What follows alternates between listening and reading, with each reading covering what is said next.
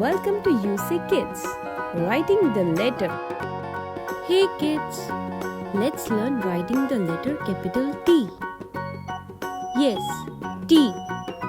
T for tiger.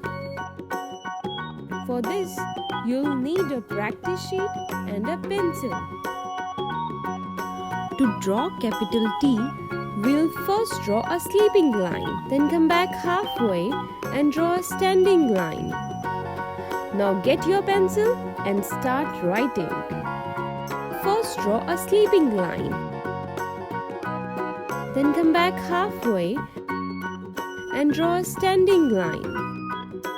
Now let's draw it one more time. Sleeping line, standing line. Great job! Keep practicing.